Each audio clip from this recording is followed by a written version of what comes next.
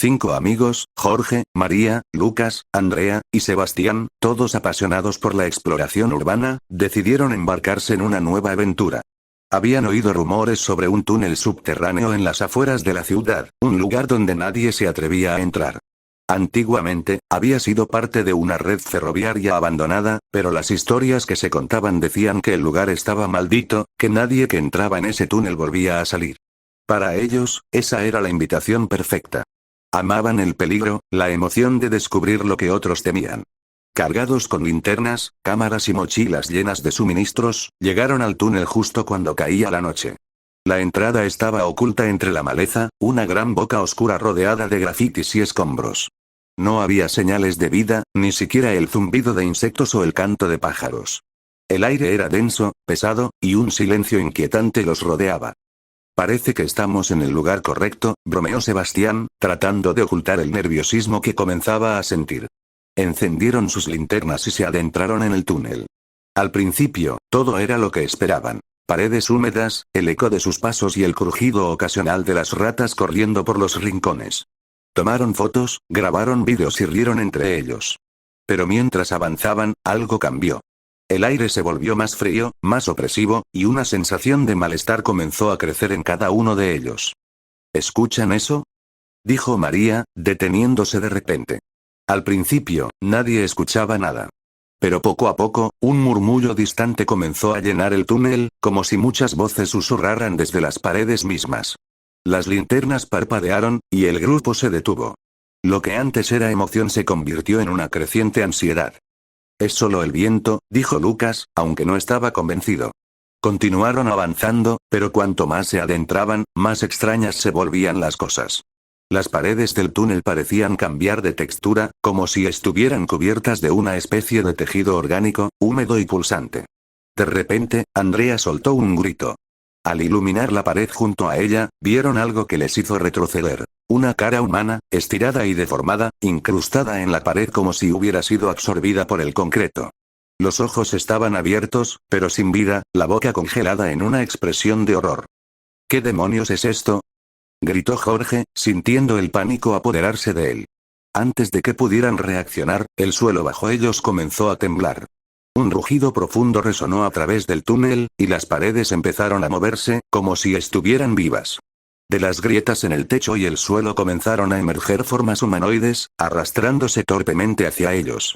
Eran cuerpos, algunos apenas reconocibles como humanos, con la piel colgando en jirones y sus extremidades torcidas en ángulos imposibles. La carne en algunos de ellos parecía derretirse, goteando en el suelo como cera derretida, mientras avanzaban lentamente hacia el grupo. «¡Corran!», gritó Sebastián, y el grupo comenzó a huir de vuelta por donde habían venido. Pero el túnel parecía interminable. No importaba cuánto corrieran, la entrada nunca aparecía. La desesperación los invadía cuando, de repente, Lucas tropezó y cayó al suelo. Antes de que los demás pudieran ayudarlo, una de las criaturas lo alcanzó. Se abalanzó sobre él, hundiendo sus dientes podridos en su carne. El grito de Lucas resonó por todo el túnel mientras la criatura arrancaba pedazos de su cuerpo, desgarrando la carne y los músculos con una brutalidad espantosa. «¡Ayúdenme!», gritó, su voz sofocada por la sangre que brotaba de su garganta. Pero los demás no podían hacer nada. Los horrores seguían acercándose, y ellos no tuvieron otra opción que seguir corriendo, dejando a Lucas atrás, mientras los gritos de su amigo se desvanecían en el eco. Llegaron a una bifurcación en el túnel, sin saber cuál camino tomar.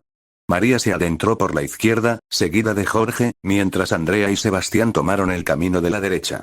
En ese momento, el grupo se separó, sin saber que ninguno de ellos volvería a verse con vida. María y Jorge se encontraron en un estrecho pasadizo que los llevó a una cámara subterránea más amplia. En el centro de la habitación había un pozo profundo, rodeado por cuerpos descompuestos, algunos aún gimiendo débilmente, como si estuvieran a punto de morir, pero no podían escapar de su agonía eterna. El hedor era insoportable, y en las paredes había marcas de garras, como si alguien hubiera intentado escapar, pero nunca lo logró. Jorge tropezó hacia el borde del pozo, miró hacia abajo, y su rostro se torció en una mueca de terror absoluto. «No, no puede ser», susurró.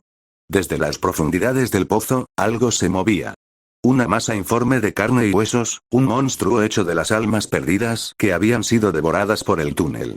Se arrastraba hacia la superficie, creciendo con cada segundo que pasaba. Cuando emergió completamente, su forma era indescriptible. Una amalgama de rostros, brazos y piernas, todos fusionados en un solo ser, retorciéndose en un sufrimiento eterno. María comenzó a retroceder, pero fue demasiado tarde. La criatura se lanzó hacia ellos, sus múltiples manos alcanzando a Jorge primero. Lo envolvió, arrastrándolo hacia su cuerpo, mientras gritaba de dolor. Podía sentir cómo sus huesos eran triturados, su carne absorbida y convertida en parte de la monstruosidad.